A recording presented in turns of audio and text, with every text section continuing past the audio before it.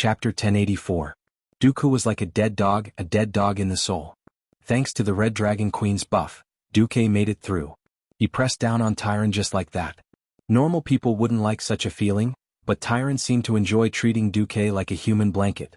As for being 20 years late, Dooku actually wanted to say that he was only 2/1000ths of a time late. But considering that Tyron's days felt like years, Dooku decided to shut his mouth. Transmigration is too messy. Tyron sighed. Blame Nosdorm. When I have time, I'll definitely find him. Forget it. I'm already very happy that you're back. At least I can tell myself that the long and painful wait has finally come to an end. Phew, Dooku exhaled. Get up. We have more things to do than a mountain. Eek.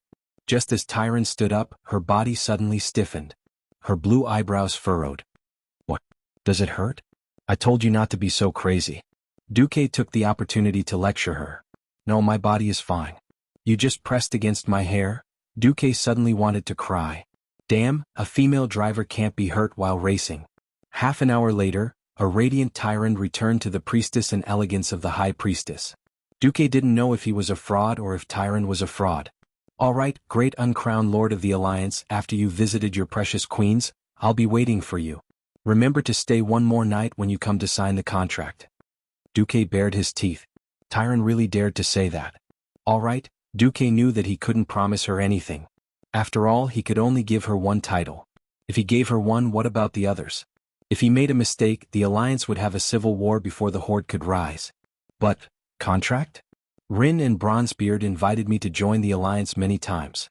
I've been dragging it out. It's not that the Night Elves don't want to join, but it's because I didn't dare to leave the fate of my people in Varian Rin's hands. He was still too young and lacked experience. And after he disappeared and returned, he became muddle-headed. When Dooku heard this, his heart skipped a beat. Indeed, without him around, history would easily return to its original path. However, Dooku had no intention of saving William at the moment. Whether or not a person could become a useful person depended on their talent. Those with good talent would undoubtedly succeed more easily than those with poor talent. In this life, William's teenage years were relatively smooth. Because of Dooku's intervention, King Lang's death was delayed for a long time. This prevented William's childhood from being too terrible. This, in turn, has its disadvantages. Without the bitter days of being homeless and living under someone else's roof, William's temperament in this life was still too jumpy and not steady enough. Apart from talent, the key to a person's success was experience. Only by gaining true experience from cruel events and sharpening one's willpower and ability would one have the opportunity to become a true expert. Therefore, even though Dooku knew who the mastermind was, Dooku still chose to remain silent. 4 years had passed, and the biggest news was Anduin Lothar's death. He had passed away peacefully last spring at the age of 65 after receiving the news of William's return. For humans in this era, Lothar was considered to have lived a long life. Moreover, he had been seriously injured during the duel with Orgrim on the Scorching Plains, which left him with a lingering illness. It was already a miracle that he could survive for so long. Moreover, he had repeatedly rejected the eternal life that Dooku had stolen from Nosdormu. My life can be said to be magnificent. I've failed before, but I've always won in the end. As a warrior, I've already obtained the ultimate glory. I have no regrets to be able to see William and you grow up and become independent. Let me die as a knight. This was what Lothar had said to Dooku back then. Dooku knew that Lothar hoped that the earthy royal bloodline, which was meaningless in his eyes, would end here. This was because a noble and righteous bloodline would not be a good thing for the human countries, or even the entire alliance. Sigh. The noble has already passed away, but a fellow like me has obtained eternal life.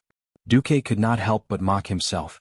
Suddenly, Tyron held Dooku's face in her hands, and a pair of silver eyes that seemed to be able to speak shot a reproachful gaze at him. Dooku, don't belittle yourself. By belittling yourself, you're belittling me. What do you think drove me to learn those things that made me want to die from embarrassment? And why do you think I had to wait for you for 10,000 years? There's only one answer. A great hero like you is worthy of me giving up everything to love you. It's worth me going crazy for you and even falling for you.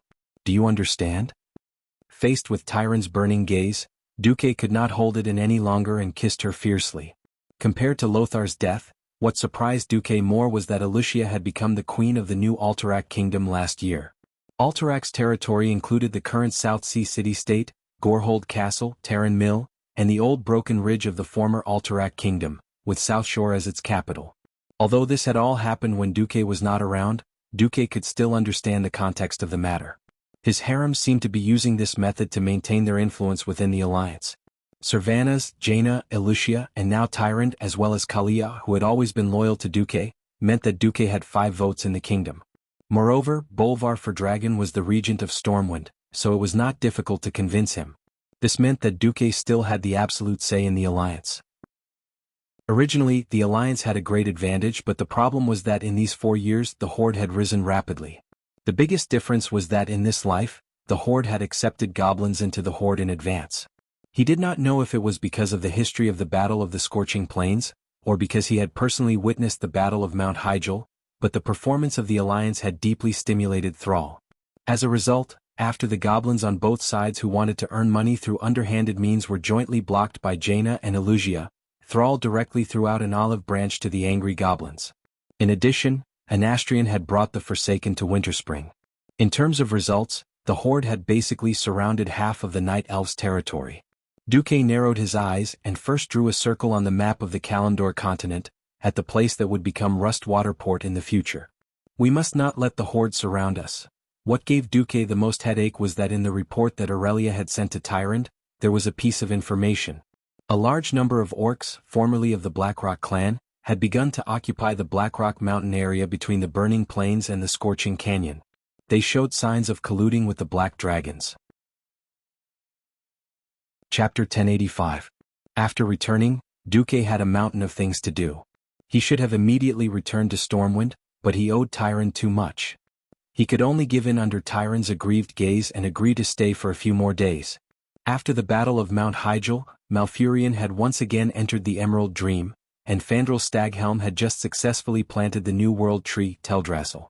Although the Dragon Kings refused to bless the Night Elves with eternal life, the Night Elves who believed that the World Tree was everything were now worshipping Fandral. Tyrant did not bother with the popular Fandral, and instead gave him some of her worldly power. Duque asked around and felt that there were no problems. The leader of the Sentinels was now Chandri's Feathermoon, Tyrant's adopted daughter. In other words, Tyrant, who had military and divine power, was in no danger at all in terms of political power. But then again, daughter? I almost thought that Chandri's was our daughter. Duque seemed to say it casually, but he actually felt a little regretful. It had been 20 years since he transmigrated. Although his physical body was eternal, Duque felt that it was weird that no one had died. If it was just a woman, he might be able to push the blame. It's not that easy. Tyrant, who had just finished a great battle, smiled with satisfaction. Do you think I didn't want to have a child with you? With a child, I wouldn't have been so lonely in the past 10,000 years. But Goddess Elune told me not to think about it before I become a demigod. Duque cried out. What? Didn't the goddess repair your soul and expel the power of darkness for you after the War of the Ancients? Yes, that's right. After that, the goddess sighed. It was the first time she saw such a special soul. Tyrant sighed regretfully. Special? How so? The souls of other creatures are fixed. Unless they have a miraculous encounter, their soul capacity will only decrease most of the time. But your soul seems to be able to increase or decrease at will. As long as the core of your soul is not damaged, you can even revive like a demigod. Yes, a mortal who has the chance to come back from the dead like a demigod. Duque's heart skipped a beat and he suddenly smiled bitterly. He didn't expect it to be like this. Coincidentally, his greatest secret came from his most special soul. Having such a soul is a blessing from the heavens for magic cultivation. The fact that you've reached the Breaking Dawn realm at such a young age proves this point. But Tyrant touched her flat abdomen through her mooncloth priestess dress. A woman's stomach can give birth to life, but it still requires the soul seeds of both parents to be planted in it. Only then can a complete new life be born. Du Mao was dumbfounded. Whether it's me or the other lovers you've met before, the strength of our souls is pretty good. Unfortunately, it's not strong enough to bear your soul seed. That's why I'm willing to be your lover, not your wife. Tyrant hugged Duque tenderly. Is that so? Duque was so shocked that he didn't know what to say. There was a faint bitter smile on Tyrant's pure face. Of course it's true. Didn't you see that our goddess had no choice but to give herself to Lord Malorn? Only the strongest demigod can barely become the partner of a true god. Back then, our goddess had forcefully suppressed her own power to give birth to the demigod Cenarius. On the other hand, if you can become a demigod, you might be able to control and suppress the power of your own soul and give us a child. Duque's heart was in turmoil. Damn, there's actually such a thing. It was very mysterious and very nonsensical, but Duque's intuition told him that it was all true. Duque secretly asked the system elf and received a similar feeling. My apologies. Ever since you became a radiant moon wizard, your soul power has far surpassed that of a woman in the hero domain. I had no choice but to forbid you from leaking your soul power. Otherwise, every time you use your divine sword, you'll instantly give your opponent 100 radiant moon, breaking dawn level, spirit blast. If you want to take someone's life, I can help you open the door to your soul. Duque was also helpless when this matter was brought up. But deep down, Duque didn't want to suppress his power to give birth like Elun. Which father didn't want their offspring to surpass their parents? The demigod scenario sounded very cool, didn't it? Grandpa Roar could kill him with one chop of his axe. In the ancient war, although the wild boar gods and bear gods weren't as weak as trash, they weren't strong enough. They were almost wiped out by the Burning Legion at their peak. At this thought, Duque let out a turbid breath. It seemed that he had to break through the Breaking Dawn level and become a demigod as soon as possible. At the demigod level, he would at least have a true immortal body.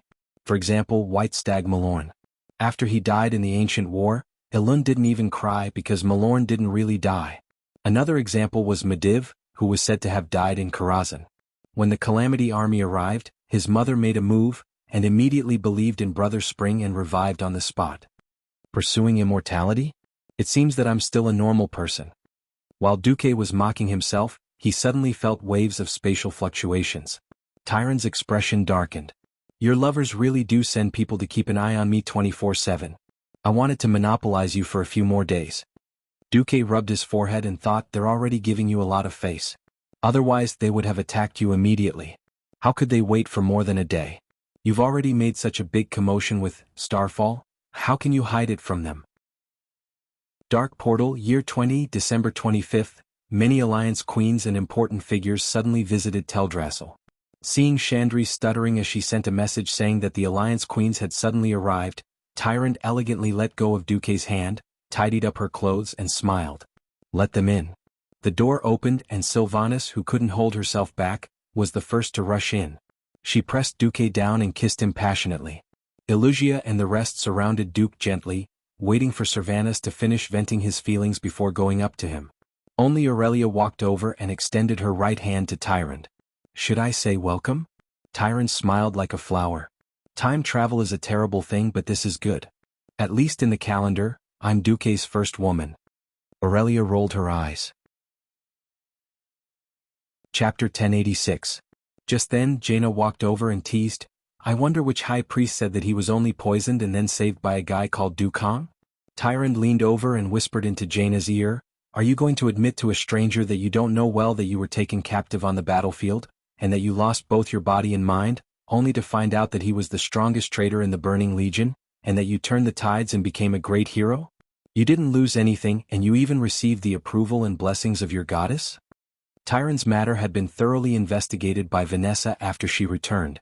All the women in Duque's harem knew about it. Even though they knew, they still felt that it was very mysterious. The leaders of the allied nations that had no interaction with each other before the Battle of Mount Hyjal had already been taken care of by their own men in the future. Just thinking about it made their heads burn. Aurelia wasn't angry at all. Instead, she smiled and asked, Why didn't you confirm it before the Battle of Mount Hyjal? Tyrant shook her head. The great hero I know, Dukong, is a superhero who has the blessing of the moon goddess Elun and the blessing of the life giver. During the Battle of Seamount and Mountain, Duque didn't have these two blessings. So that's how it is. All right, sisters. Sylvanas finally finished eating and pulled up Duque, whose upper body was covered in lipstick marks. Since that bastard Duque is finally willing to return from the River of Time, let's celebrate. Aurelia, Sasha, Illusia, Jaina, and Tyrant all raised their hands in excitement. Oh, hooray. Duque, don't think that just one more vote is enough. Accept your fate. Seeing the excited harem, Duque was embarrassed. All right. Luckily, I have Alexstrasza's blessing. If the Red Dragon Queen knew that Duque used her blessing like this, would Duque be beaten to death? This could also be considered as some kind of happy trouble. On that day, it was rumored that someone had seen a few sexy Christmas girls at the gushing spring lake going in and out of the place where Duque was staying. There was even a general of a certain sentinel troop who claimed that he saw his beloved adoptive mother wrapping a red ribbon around him, treating him as some kind of Christmas present, and putting him into a big Christmas gift box. Of course, a certain someone seemed to have been forced by a certain high priest to swear that he had never said such a thing. All the trifles were tidbits of news not worth mentioning. There was only one piece of news that swept across the entire Alliance and Horde in the shortest time possible. The great hero of the Alliance, Duke Marcus, who had saved the world many times, had finally returned from the River of Time. On the same day, the Night Elves reached an agreement with the Alliance and announced that they would join the Alliance. After receiving the news, Thrall, who was patrolling Orgrimmar's Valley of Power, suddenly smiled bitterly. Should I say as expected of Duke Marcus? Beside him, Grom, whose hair had already turned white, suddenly said, I wouldn't be surprised at all if it's him. Unfortunately, he's not from the tribe. Indeed. Thrall didn't even need to open the map to know how disadvantageous it would be for the Horde if the Night Elves joined the Alliance. Grey Valley itself was the traditional territory of the Night Elves. Even if his subordinates yelled, if the elves don't want to give us more wood, we'll get it ourselves, Thrall had never thought of waging war with the elves. The elves were not a weak race. Even if they lost 100,000 troops in the Battle of Mount Hyjal, the elves were still very powerful, and it was impossible to win without the strength of the entire horde. Moreover, the elves' nest had already been moved to the giant island of Teldrassil. Even if the horde could occupy Grey Valley, they would not be able to completely dominate the entire continent of Kalimdor. This was because the Black Coast to the northwest of Kalimdor had an extremely long and complicated coastline, and the elven fleet could land on any part of the coast. The Horde's navy was completely absent. Thrall let out a long sigh. He knew that if Duque sacrificed himself, it would be for the world of Azeroth, but the reproduction and survival of a race was such a cruel thing. If a race or an organization wanted to survive and develop, they would need more living space and more resources. Without Duque, the Alliance would be like a plate of loose sand. William, that little brat, would not be able to support such a large alliance, let alone deal with the incomparably complicated internal situation of the Alliance. As long as the Night Elves did not join the Alliance, Thrall was confident that he could make use of the Orc's strong reproductive ability, and use at most 2 generations of 30 years to make the Horde the Overlord of Kalimdor. It was a pity that the person he did not want to see the most had returned. At first he did not feel it, but now it seemed that Duque's plan was extremely incisive. When he first opened up Duroder, he did not think too much about it. Later, he found out that the Alliance had opened up Theramore City in the southern part of Duroder. Now that the Night Elves had joined the Alliance, it was tantamount to a pincer attack on Orgrimmar from the north and south. This was quite detrimental to the development of the Horde. Once, the goblins had mentioned to him that they wanted Azhara's land. If Duque was not here, it might have been possible. But now that Duque was here, the Horde would not have a chance. It had only been 5 years since the orcs came to Kalimdor. The group of refugee children had just grown up, which allowed the Horde's military strength to recover to a little more than 100,000. With the technical support of the goblins, the Horde's military strength had greatly increased. Unfortunately, they were still no match for the Alliance. It was because he had fought alongside the Alliance that Thrall clearly understood what kind of monster the Alliance was now. They could easily mobilize more than 1 million regular soldiers, and all the youths had to undergo strict military training. In fact, the Alliance had more than 3 million reserve soldiers. Moreover, the battle at Mount Hyjal had proven that the Alliance had the terrifying ability to quickly transport more than 100,000 troops across the sea. With the Burning Legion and the Scourge Army as a common enemy, the Alliance was, of course, happy to cooperate with the Horde. However, after losing the common goal, the conflict between the two sides would definitely be triggered again due to territorial disputes and other issues. After all, no one had forgotten the hatred of the past. The previous generation of Alliance warriors had all become generals, and they had not forgotten the wanton massacre of the old Horde on the Eastern Kingdom. Similarly, the Horde had not forgotten the days when they were enslaved by the Alliance. This hatred would not be so easily resolved. It was very likely that there would be a war between the Alliance and the Horde in the future. Thinking of this, Thrall felt a little suffocated. He turned to inform Varrock, "Tell Anastrian that I agree to meet him in secret. He can choose the location, but it cannot be too far from the Horde's territory." Chapter 1087. Grum was a little surprised. "You want to use those bones?" Thrall didn't care. Ever since the battle at the Dark Portal, the Horde has been using the Death Knight tradition, hasn't it? Orgrim did it, and so did the former chief Nizul. Grom shook his head. I mean, aren't you afraid of angering the Alliance? Thrall smiled. That's why it's a secret meeting. As long as the Alliance doesn't declare war on the Horde, the Forgotten Ones won't join the Horde. Grom sighed. You've really matured. Thrall still had a difficult childhood in this life. Whether it was his career as a gladiator, Orgrim's teachings, or the experience of leading his people west to the Endless Sea, Thrall had trained him well. It wasn't an exaggeration to say that if Varian hadn't gone missing in this life, he would have been completely defeated by Thrall. After becoming the leader of the Horde for 5 years, Thrall had become more mature and far-sighted. The rarest thing was that Thrall, who was making the Horde rise again, was only 20 years old. The people of the Horde didn't doubt that Thrall could lead the Horde for at least another 30 years. Thrall looked to the east. The Horde has fallen far behind the Alliance. I hope that the disaster at the Burning Steps can hold the Alliance back. It wasn't an exaggeration to say that other than a certain cheating transmigrator, the Horde knew the disaster that the Alliance had caused. That was because the ones who led the trouble at the Blackrock Mountain were the 2 sons of the first chief, Red Blackhand and Main Blackhand. Thrall had originally lamented that the Alliance had completely dominated the Eastern Kingdom and was far stronger than the Horde. Now that he received this news, Thrall only wanted to laugh. The location of the Burning Steps was too important. It was located in the core area of the southern continent, but the geographical conditions were extremely harsh. There was lava and volcanic ash everywhere, and it wasn't a place for humans to live.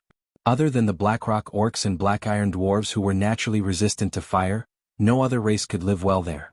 Even Thrall would have a headache if he were to occupy a place like the Blackrock Mountain. At this time, Thrall still had the mentality of watching a show. If he knew who the real master of the Blackrock Spire was and what was under the Blackrock Mountain, his attitude might be a little different. The Dark Portal, December 28, 2020. Even in the warmer Stormwind, it was still a world of ice and snow. Winter was the time when all things withered. Winter was also the time when people who had worked hard for a year could enjoy the fireplace in their warm homes and enjoy the harvest of the year. Thanks to Duque's valuable thoughts on internal affairs, the current Stormwind was far better than the Stormwind in history, where people struggled in hardship. From west to east, there was a railway that ran through the entire kingdom. The wheat in the western wilderness could be harvested today, and the day after, it could be transported across the entire elven forest along the railroad, bypassing the Reedridge Mountains and passing through the Swamp of Sorrows to the Watchtower in the Cursed Land. From north to south, there was a subway from Ironforge to Stormwind City. From Stormwind City to Goldflash Town, all the way south through the Twilight Forest, a new railway was being built. Currently, the southernmost end of the railway had reached Crow Ridge. In another 2 years, this north-south railway would reach Stranglethorn Vale. Even though the railway was only half open, a steady stream of weapons and supplies was still being sent through the railway to the Expeditionary Army in Stormwind to develop Stranglethorn Vale. Now, the area around the Horde's Grom High Camp, including the Baral and Zakunda ruins, had officially become Stormwind's territory. The entire kingdom was talking about the troll ornaments and gold tools that had been plundered from the Troll Empire's ruins. With the addition of the Reedridge Mountains, the Swamp of Sorrows and the Upwind Path under Duque's control, Stormwind's territory was more than 3 times larger than it was in history. The prosperous situation made every citizen smile from ear to ear. At the same time, it also bred corruption. With the economy doing well, the lords of Stormwind could practically lie down at home and still earn money every day. Gradually, the new generation of nobles forgot the humiliation of losing their territories and the grief of losing their loved ones, and began to indulge in pleasure. On the 28th, the important ministers of Stormwind gathered at the new Stormwind stronghold. This was because they were going to discuss the next year's important matters. Every year, major events of Stormwind would be discussed in winter and carried out in the spring of the next year. Luxurious carriages were parked in front of the even more majestic Stormwind stronghold's gate. Many nobles, even if they were just there to listen, were dressed to the nines. Since 2 years ago, they had formed a habit of waiting at the gate of the stronghold for her to appear. She did not disappoint them and she came. 2 pure black horses without a single strand of hair on them pulled a black carriage with golden edges and slowly drove into the square in front of the fortress. A peerless beauty stepped out of the carriage with the help of a marquis. She had long black hair that fell to her shoulders, soft and smooth. She seemed to have been carved by a craftsman in imitation of a goddess, and she had the most charming smile on her face. She wore a purple shirt with silver edges and a diamond-shaped hollowness in the middle of her chest, showing off her seemingly bottomless cleavage. She wore a bright red floor-length dress. Just her appearance alone caused a wave of low exclamations of admiration. 4 dozens of nobles to wait. Those who did not know might have thought that there was a queen in Stormwind, and they were waiting for the queen to arrive with a posture of worship. Unfortunately, she was not a queen. She was just the Countess Katrana Anristo, the illegitimate daughter of an old Stormwind noble. In fact, that noble had already been annihilated at sea during the retreat of Stormwind City in the first year of the Dark Portal. But she had enough documents to prove her identity, and with the most elegant speech and wisdom, she conquered the entire Stormwind noble circle in a short span of 3 years. If it wasn't for Duke's precedent, her rise to fame would have been a legend. Not only did she have amazing social skills, but she was also extremely outstanding in internal affairs. After Alucia ran off to become Alterax's queen, Bolvar had no choice but to accept the fact that this woman had snatched the power of internal affairs. Bolvar was an excellent regent. He was impeccable in terms of strength, virtue, and loyalty. Unfortunately, there was only one person in the world like Duque who could even cross realms. His talent was all in military affairs. Originally, the next year's Internal Affairs Conference would still be the same as the past 2 years, with Katrana's words being in charge. This was because no one could refute her in the field of internal affairs. Today the atmosphere seemed a little different. The nobles realized that beside the silly William, there was not only Bolvar's regent chair, but also a very mage-style chair. Suddenly, the ceremonial officer announced, "The Grand Duke of Stormwind, His Excellency Duke Marcus, has arrived." Chapter 1088. Every Stormwind nobleman gasped in shock. This was the Stormwind Kingdom, the strongest human kingdom in the entire Eastern Kingdom. 20 years ago, the Stormwind Kingdom had been destroyed in the first battle of the Dark Portal. However, the fallen Stormwind Kingdom was miraculously recovered, and it took more than 10 years to rise again, becoming one of the most outstanding human kingdoms. Even the oldest human kingdom, Lordaeron, could not compare to Stormwind. Due to the plague of the Scourge and the loss of a large number of people in the war, the once powerful Lordaeron was now just a second-rate kingdom. On the other hand, Stormwind was able to thwart the infiltration and conspiracy of the Cursed Church during the third battle of the Dark Portal due to Duque's prior arrangements. They managed to avoid the plague that broke out in the northern continent. Moreover, when Lordaeron fell, Stormwind took in a large number of refugees and invested them in the development of Stranglethorn Vale and the Swamp of Sorrows. Even after the war ended, those who stayed were given land. Queen Kalia of Lordaeron did not force her people to return. Overall, Stormwind's national strength did not decline. The previous King Lang was undoubtedly an excellent king, but that was all. Compared to his 2 incomparably dazzling and inescapable subjects, Ryan was just a mediocre person. Anduin Lothar, the leader of the Stormwind Royal Guards, the leader of the Iron Horse Brotherhood, the first commander of the Alliance, the strongest human warrior, and the last confirmed direct descendant of Thoradin the Great. His life could be said to be legendary. He had participated in the killing of the demon king Sargeras, who had possessed Mediva's body, killed the first chief of the Horde, fought head-on against Grom Hellscream, who had killed many famous Alliance knights in the Silverpine Forest, and led the charge in the Battle of the Scorching Plains when his side was at a disadvantage. His heroic story could be said for 3 days and 3 nights. Lothar was a model of chivalry. He was worshipped by countless knights and was destined to be sung for thousands of years. However, there was another person who was more famous than Lothar. That was Duke Marcus, the uncrowned king. On the military front, Duque had personally pierced through the chest of Mediv, who was possessed by Sargeras. He commanded the weak army of Stormwind to set fire to the 200,000 Horde soldiers.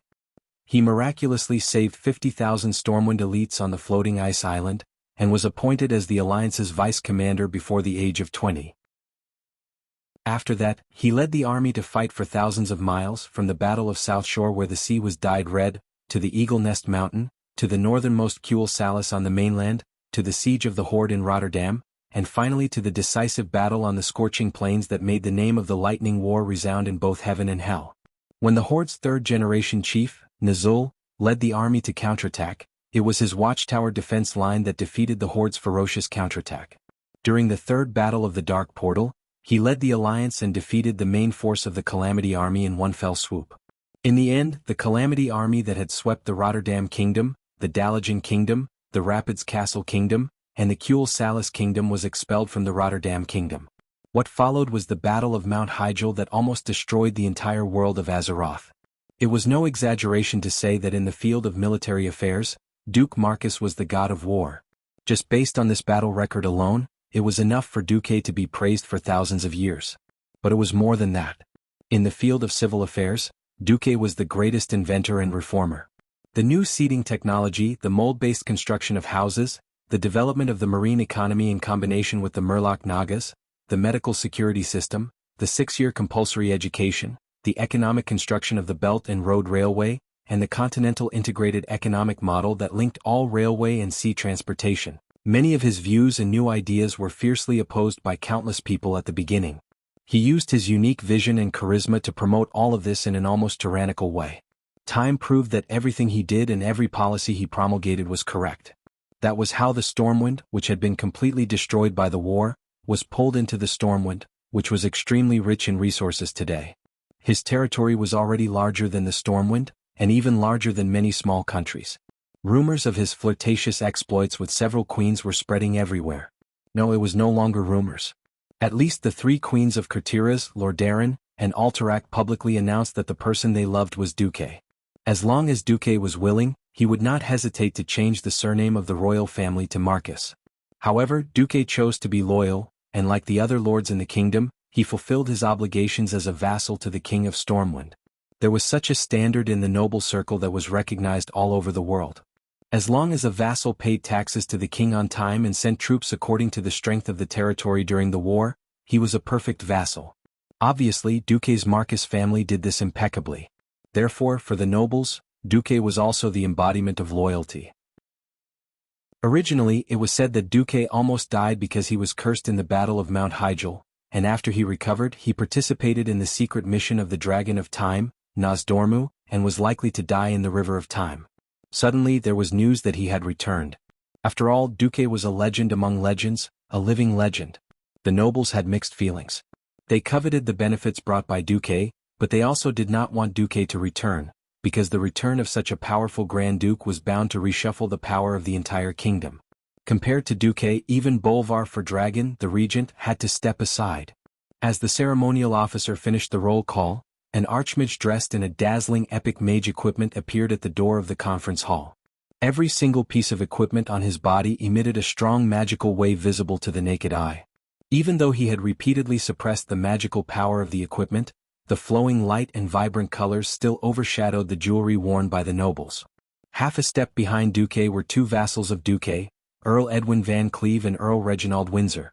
Behind them were 2 beautiful women dressed in maid clothes, and one of them was an elf.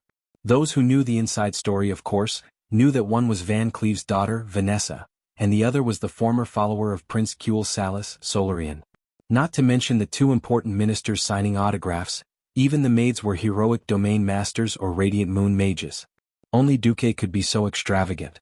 Every noble, whether marquis or dukes, bowed their heads in respect. Duque strode forward, but stopped in front of a beautiful black-haired female noble. "Hello. Beautiful lady, may I, Duke Marcus, have the honor to know your name?" "Hello. Your Excellency Duke Marcus, I am Countess Katrana Enristo." Katrana performed a very standard and elegant ladylike bow. "Very good. I'll remember you." A mysterious smile appeared on Duque's face. Chapter 1089. Remember you? The entire meeting hall was instantly filled with a low and rude commotion. No one cared about this little bit of impoliteness. To many nobles, this was definitely something that the Countess of Enristo could be proud of. Just like the epic achievements of the legendary hero Duke Marcus, in the aristocratic circle and even the commoners' daily conversations, if a lady was fancied by Duke, it could be regarded as a glory that could be bragged about for a lifetime. Once upon a time, because countless noble ladies had tried to climb into Duque's bed when he was just an ordinary noble, many nobles envied and hated Duque and slandered Duque's sexual orientation. Later, as Duque's female friends were exposed one by one, this group of nobles who were gossipy to death immediately changed the topic, and boasted that only women who could catch Duque's eye were the true top beauties in the world. Just look, Jaina, Elucia, Kalia, the 3 Windrunner sisters. All those who were related to Duque were all famous super beauties. Suddenly, Duque expressed interest in this new noble lady who had recently appeared in the circle of nobles in Stormwind. The noble's soul of gossip was burning. The female nobles were envious. The male nobles were pounding their chests and stamping their feet because they felt that they had no advantage in front of the great hero and Grand Duke Duque. Apart from boasting that they had a slight advantage in terms of appearance, they all lost by a wide margin. Alright, this was just a small interlude. Although Bolvar, who had long been standing beside William, frowned at Duque's somewhat frivolous behavior, it did not matter. What happened next was the key. This was because the person Duque wanted to see was the King of Stormwind. This scene made many of the royal faction rather nervous because Duque's power was too great. King Lang had written more than one will before the war, appointing Anduin and Duque as regents for the young princes. The power of these two regents was beyond the imagination of outsiders. Anduin is my arm and Duque is my brain. I trust them more than I trust myself. So, if they believe that my son does not have the right to be king, then they can choose another descendant of mine. If my bloodline is severed, then they have the right to hand over Stormwind to a more suitable person. They had the power to veto the Storm King. The power of these two regents was astonishing. What was even rarer was the fact that he had obtained the unanimous approval of King and Queen Lang, as well as the approval of the high-ranking nobles of Stormwind. At the end of the day, even Bolvar's position as the regent was actually given to him by Anduin. Obviously, even though they were both old Storm nobles, Bolvar's prestige was far inferior to Anduin's. The most obvious example was that Varian's son was named Anduin Rin. And after this little prince was baptized in the Church of Holy Light, his Christian name was impressively Duma, the first two words of Duke Marcus. Bolvar was also rather nervous now because William, after his disappearance, he had become muddle-headed, just like a puppet. It was obvious that William was not suitable to be a king in such a state. If Duque announced that he was no longer a king, then Bolvar really could not find a reason to object. Under the watchful eyes of the crowd, Duque continued to move forward and arrived in front of the statue like William, who was sitting foolishly on the throne. Seeing the beads of sweat on Bolvar's forehead, Duque smiled calmly. Phew. This smile made Bolvar, who represented the knights, secretly heave a sigh of relief. Unexpectedly, Duque did not kneel down on one knee or even bow. Instead, he bowed to Queen Tiffany, who was sitting on the throne beside William. This is... After bowing, Duque raised his head and said in a clear voice, "My apologies. I will not bow to a soulless body." Queen Tiffany's face instantly turned pale. William is just sick. The queen, who was supposed to have died in the riot of the Mason Brotherhood, was still fine because Van Cleef had followed Duque and Stormwind was not as chaotic as in history. Duque shook his head and said loudly so that all the nobles could hear, "No. This is not a sickness. His Majesty William Rin's soul is not in his body." A stone stirred up 1,000 ripples. The commotion among the nobles could not be suppressed. After his disappearance and recovery, William had been like a fool. Almost all the nobles thought that William had been hit in the head and was suffering from a concussion. Who knew that Duque would publicly say that William's soul was no longer in his body? If someone else had said this, there would definitely have been a lot of doubts. However, Duque was the strongest person in the realm of mystery. What's going on? Bolvar was very agitated. He stepped forward and almost wanted to grab Duque's shirt to ask. Everyone knew that William's disappearance had nothing to do with Duque. At that time, everyone knew that Duque had gone to participate in Nozdormu's secret mission. However, Duque suddenly said that William's soul was no longer in his body. This was obviously a huge conspiracy. Duque shook his head. "I don't know. But I can confirm that this is a type of evil magic. The Burning Legion or the Calamity Legion?" Bolvar lost his voice. "No. If I have to say what it is, I'm afraid it's more like the methods of the ancient gods." "Then, don't worry, Bolvar. I have never thought of abolishing His Majesty William Rin. Because..." Suddenly Duque's aura became very mysterious and a torturous aura surged out. "When I was floating in the river of time, I saw a fragment of William's glorious future." *CK. Was it that ridiculous? He even saw the future. Alright, in theory Duque had inherited it from Medivh. Medivh had already warned the various countries before the arrival of the Calamity Legion, which once again proved that Medivh was a torturous, no, a prophet. Now that Duque actually said that William would be very powerful, it was really hard for everyone to refute him.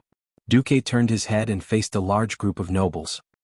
He raised his hands high and said, "I have always believed that humans are not born noble. If bloodline determines everything, then the great Anduin Lothar should be the ruler of the 7 human countries, and not choose to end his own bloodline." Duque's sudden statement caught the nobles off guard. Everyone was wondering what Duque was trying to do. Duque continued, "Whether a person is noble or not depends on his actions. Therefore, I think that His Majesty William, who has always been committed to building a better country and doing his best for the alliance, is a competent king. Therefore, as the subjects of His Majesty, what we have to do is to build a greater country in Stormwind when His Majesty is not around. Chapter 1090.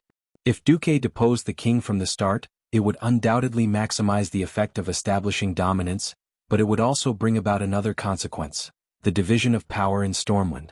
Even if Duque put Anduin Rin on the throne, there would still be suspicions of narrowing the emperor to order his vassals. If he maintained the status quo, it would not disturb the core knights of Stormwind, nor would it alarm someone. With Duque being so easy to talk to, those guys who were ready to make trouble had no choice but to stop. After all, with Duque's identity and status, with such a huge foundation and the support of external forces, even if Duque told the Rin family to get lost and he himself became the king of Stormwind, it would not be surprising. Duque was advancing by retreating. Since he had given up on the most crucial issue of royal power, he would definitely reap the benefits in other areas. This was something that the nobles with a little political knowledge would understand. But no one would have thought that Duque's next bombshell would be so shocking. Like the most passionate speaker, Duque's hands were raised high like a conductor of an orchestra, stirring the heartstrings of the nobles. Everyone, are you satisfied? Satisfied? Satisfied with what? Living in a castle that looks magnificent on the outside, but is actually built on quicksand, enjoying prosperity that can be destroyed at any time, and the taxes of your subjects, even if you will die in a few years. Even so, are you satisfied? What? Destroy? Again? Most of the nobles' faces were covered with makeup, but now, under the heavy makeup, their faces were as pale as they looked. No, of course not. Death and the loss of inheritance were almost the things that the nobles feared the most. After experiencing 3 battles at the Dark Portal, is there anyone who still dreams of eternal peace? If there is, then let me give you a word of advice: don't be naive. The demons of the Burning Legion have already set their eyes on this beautiful planet. There may be peace, but every subsequent peace will be extremely short. If you do not wish to be destroyed, then bring out your drive, bring out your dignity as a noble, and prepare for war. Where is the enemy? As the leader of the knights, Bolvar stood up without hesitation. Duque waved his hand to stop Bolvar. No, there's no rush. This time, I'm here to tell everyone that the era of nobles being able to watch the soldiers fight on the front line as if it had nothing to do with them as long as they send soldiers and pay them is over, while they safely have a party in the rear is over. When Duque said this, all the nobles in the meeting hall felt their hearts skip a beat. Obviously, Duque was going to use his ultimate move. I hereby formally request Stormwind to reform the tax system. In the future, all tax officials will be dispatched by the kingdom. Taxes are divided into national tax and local tax in proportion. The national tax would be paid directly to the state and controlled by the state. The land tax was collected by the lord and used for the lord's daily expenses as well as the construction of the territory.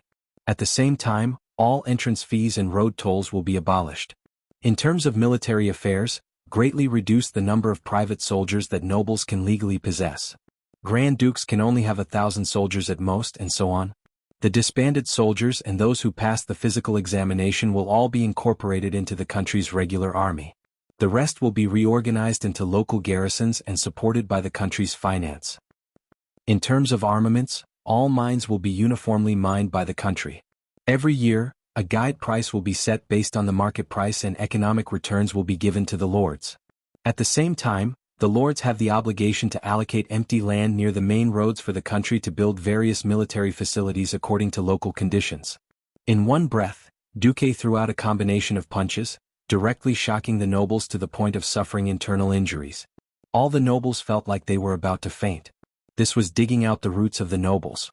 In name, taxes did not increase, but which nobles did not have their own private coffers? Every year the taxes would be 10,000 gold coins.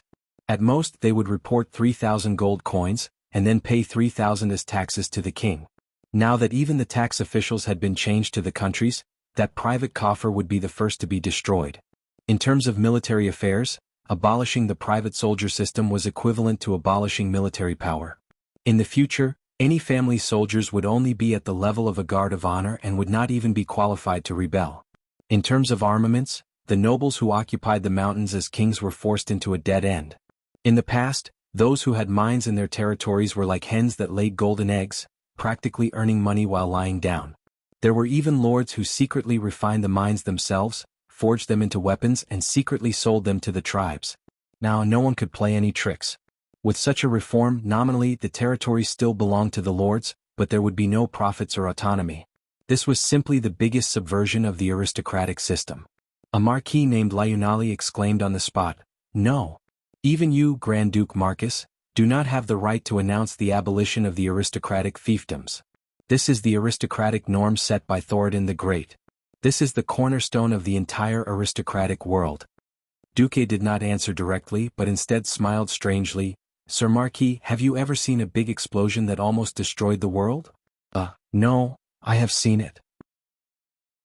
I just went to the ancient war 10,000 years ago and saw how the ancient Kalimdor continent exploded, exploding into today's Kalimdor and the Eastern Kingdom continent. Do you want me to show you some magic images?" Although he said no, in fact, Duque had already started to show them with a wave of his hand. "Well, I'm sorry to inform you that there will be similar catastrophes in the near future. Sir Marquis, even if Stormwind City is likely to be engulfed by lava, do you still want to tell me that the rules set by Thoradin the Great, which destroyed the Empire 2,000 years ago, cannot be changed? Even if the Lava Lord Ragnaros, who is sleeping in the burning steppes, is about to awaken and turn the entire southern continent into a sea of fire purgatory, do you still dare to say that it has nothing to do with us?" The aristocrats' faces turned green, but they did not know how to refute. Duque's voice suddenly rose by an octave. "Everyone! The times have changed. Relying on the contributions of our ancestors to enjoy the glory and splendor for 1,000 years is bound to be a dream. In the past 20 years I, His Majesty Lang Rin, and His Excellency Anduin Lothar have done so much for this country, carried out so many reforms, and built Stormwind City so strong together with everyone, not to give you the capital to be corrupt." "Corrupt, is it?" Bolvar suddenly laughed bitterly. The kingdom had become extravagant, and it was not that he did not notice this change. But as a great aristocrat, he could not stop the aristocrats from indulging in gold every day, living the same luxurious life as before. It was only at this moment that he realized how great Duque's reforms were. The world is facing destruction. We do not need vermin. Aristocrats who claim to be the elites of the kingdom. You have no choice. Either you keep up with the changes of the times or you fall behind. At this point, Duque's face revealed a murderous look. "Of course. You can object. As long as you throw away the noble insignia on your chest and walk out of this door, your objection will take effect immediately." Chapter 1091. The nobles were shocked. They couldn't believe their ears. Duque, who had been missing for a long time, came back with drastic reforms and targeted at the roots of the nobles. Were the nobles still nobles without financial and military power? What right did the nobles have to do whatever they wanted in their own territories? Wasn't it just financial and military power? Almost all the respect and power were obtained from these two things. Now, without even informing them, he directly said that he would take back their power. This was killing them. They almost wanted to rebel on the spot. Unfortunately, no one dared. Compared to a peerless expert who killed the Demon King Sargeras and the Demon Commander Archimond, they were practically trash. All the nobles' military power combined couldn't even defeat one of Duque's fingers. If it was 20 years ago, when the nobles of the 7 human kingdoms were united, they might be able to summon external forces and teach Duque a lesson for daring to challenge the rules of the nobles' game. Unfortunately, when the Storm nobles suddenly thought about it, their mouths were filled with bitterness, as if they had been forced to eat sh*t. Unknowingly, the world of the nobles had already collapsed from one disaster after another. Among the 7 human kingdoms, Stormguard had already been destroyed and had yet to recover. Dalagen had a completely different system. By the way, the current chairman, Ronan, was Duque's personal disciple. Gilnis was still surrounded by a group of werewolves, and no one knew if his kingdom had been destroyed. Apart from Stormwind, the nobles of the remaining 3 countries were basically wiped out. Alterac. After the second battle of the Dark Portal, the Horde conquered Broken Ridge, and even the nobles including Eden Piraeus were wiped out. Only Duque's bloodline was left. Although Elugia ascended to the throne, the old Duke Barov still stayed in the Marcus family's territory. The entire family and even the kingdom were in cahoots with Duque. Lordaeron. After Arthas's betrayal, the core nobles of Lordaeron were all wiped out.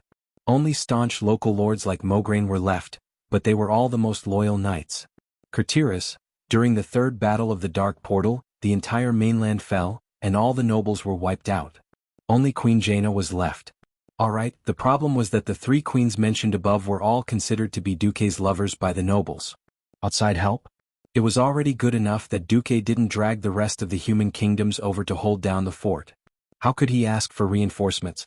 Not only did they not have any external help, but they also could not defeat Duque, whose power was equivalent to that of a country's monarch. The nobles were truly aggrieved. Commotion. Both sides were embarrassed. For a moment, everyone wanted to find someone else to go against Duque. Amidst the countless, "I'm not as good as you," and "do you think I'm an idiot" looks, the Storm nobles realized in despair that no one could do anything to Duque. Duque didn't even take out his staff. He just stood there with his hands clasped behind his back, demonstrating what it meant to be domineering with a smile. If looks could kill, then these useless nobles would have been killed on the spot, chopped up and fed to the dogs. Now Duque was so domineering. You can object. I can ignore it. Just like that, he used an almost barbaric manner to declare his power and force. Silence. Do not erupt in silence. Die in silence. Just like that, Duque, with a silent smile, killed the nobles' will to resist. Ah, is there anyone else who wants to object? The gate is right there.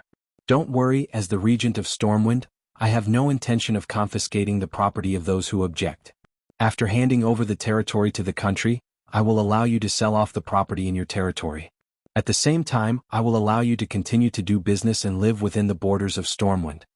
Duque's attitude of, "I'm giving you a gift, but you're not thanking me for it," almost drove the nobles crazy. Rage spread through every vein in their bodies, but they couldn't vent it. They were practically suffocating to the point of suffering internal injuries. Bolvar was dumbfounded at the sight. He wanted to speak a few times, and even when the nobles he was familiar with sent him pleading looks, his heart softened a little. But after squirming a few times, he didn't say anything in the end. What reverberated in his mind was what the late King Lang had said to him when he was still alive. "Bolvar, Duque's reforms, with our intelligence, we can't understand them. In fact, you and I are both mortals. We don't have Anduin's courage, nor do we have Duque's intelligence. So mortals should do what mortals do. Leave the rest to them. We only need to confirm that they are doing it for the good of the kingdom and the people. That's enough." That's right. The ones who were truly valued by the late king were Duque and Anduin. I, Bolvar, am just a person who keeps what I've accomplished. Because he knew the limits of his intelligence, Bolvar's loyalty to the House of Rin ultimately overrode the interests of these nobles. Duque forcefully suppressed Bolvar and the knights, and they didn't utter a word. The resolution, which was almost a disaster for the nobles, was passed just like that. As soon as the meeting ended, Bolvar couldn't wait to summon Duque. Almost as soon as he entered the secret meeting room, Bolvar asked, "Duque, what are you trying to do?" "Bolvar, do you really not know, or are you just pretending? Stormwind has already decayed." Duque's expression turned cold, and he threw out a stack of petitions. "I made so many reforms to make the entire kingdom rich, not to feed those vermin." Looking at the stack of petitions, Bolvar's eyes immediately closed in pain. "You won't die if you don't court death. In the past, the lords controlled their territories. Even the king had to pay tolls to the lords when he opened a railway. Now that they were used to plucking feathers from the geese, and every train had to earn a sum of money, those nobles actually joined forces to besiege him, the regent, saying that they wanted to impose special tariffs on the supply trains that passed through their territories to the Overwatch Castle in the Cursed Land. Otherwise, they would stop the train every time it passed and check if there were any prohibited items. Other than that, the nobles made all sorts of noise because the land was privately owned. Bolvar, who abided by the iron law that the nobles' territories were not the king's for 2,800 years, could do nothing about it. However, he didn't think that Duque would immediately make a move upon his return. But this is too intense. This will cause the entire ruling class of the kingdom to collapse. Then let's change it to another batch. Even if we don't do anything, they will eventually perish under the enemy's attacks. The important thing now is whether we should destroy them, or let them continue to corrupt the entire kingdom, dragging the kingdom and even all of humanity into the abyss of destruction. Is it that exaggerated? What if I told you that the loss of Varian's soul was the plot of an enemy, and that enemy just so happened to be among the nobles? Bolvar's heart instantly froze.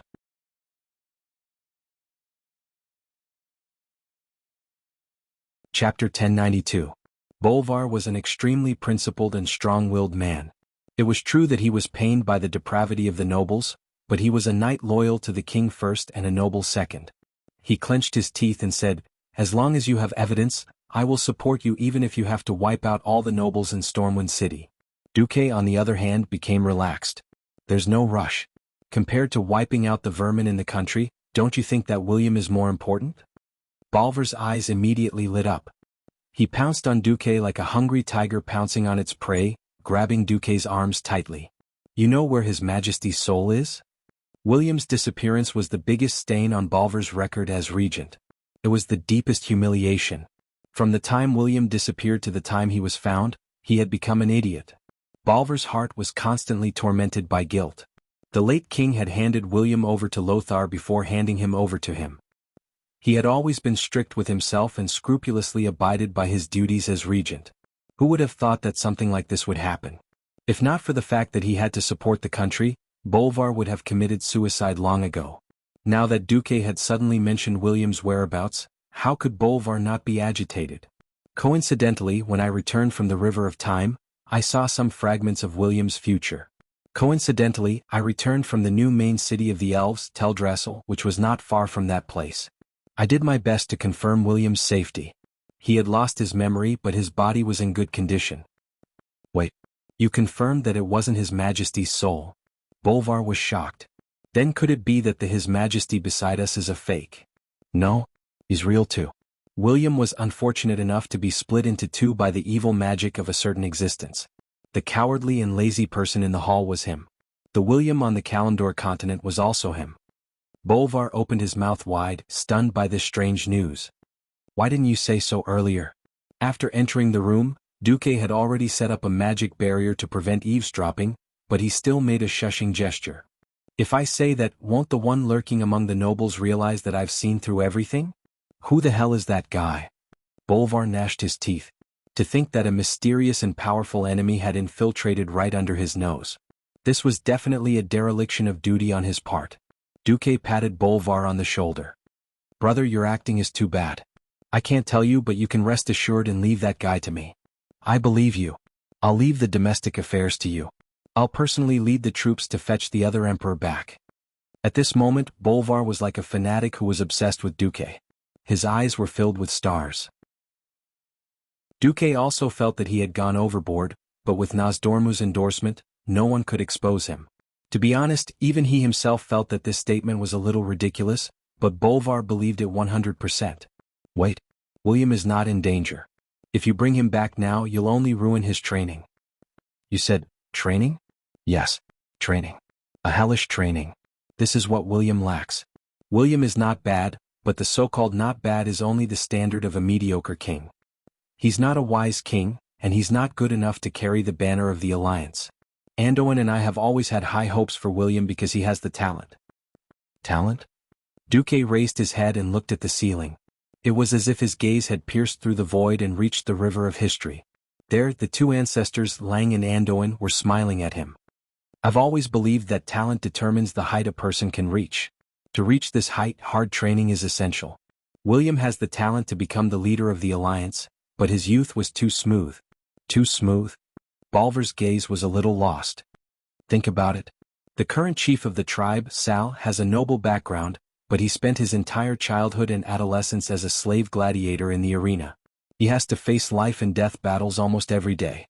On the other hand, he has a real understanding of human life, society and culture. He has knowledge and wisdom that far exceeds the level of the orcs. Furthermore, the former chief of the tribe, Orgrim, has been secretly teaching him and imparting the tribe's spirit. That's why the current wise and outstanding chief of the tribe, Thrall, was born." Bolvar was silent. Duque was right. Compared to Thrall, who had gone through hardships and tribulations, William's life had been too smooth before he turned 20. At that time, King Lang had not been assassinated. Even though he had suffered the pain of the destruction of his country, he had Duque's support for internal affairs, Anduin's support for external affairs, and Lang's protection and guidance. William, who had not truly experienced life and death, was only a little better than a flower in a greenhouse. As a loyal subject, Bolvar was more eager than anyone to see his lord's growth and metamorphosis. "All right, Duque, you've convinced me. But first, I have to ensure His Majesty's safety." Sure, but I won't allow you to go, not even the royal knights. Why? Bolvar roared. Please, that place is not for holy knights. The holy light on your bodies is even more dazzling than a lighthouse in the night. Even if you send ordinary knights there, those who only think of justice and loyalty will easily see the world as black and white and mess things up. Bolvar understood Duque's meaning. All right. I'll let MI7 arrange for an elite team of rangers to go. Duque nodded in satisfaction. Coming out of the secret room, Duque sat in his personal carriage. The two important subjects, Reginald and Edwin, as well as the two maids, Vanessa and Solarian, were already waiting there. As a Grand Duke, he still had to have the necessary extravagance.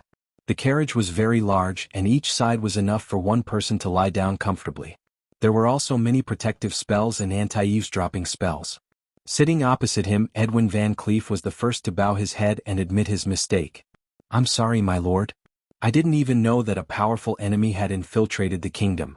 It's my fault. Do you know who she is now? Her? Edwin immediately reacted, even though he was not absolutely sure. Master, are you talking about Countess Enristo? Duque revealed a mysterious smile. Edwin, do you still remember Lord Presto? In the carriage, the expressions of the other four people froze. Lord Presto, this name was not unfamiliar at all. Even Solarian, who was far away in Cuel Salis, had heard of it.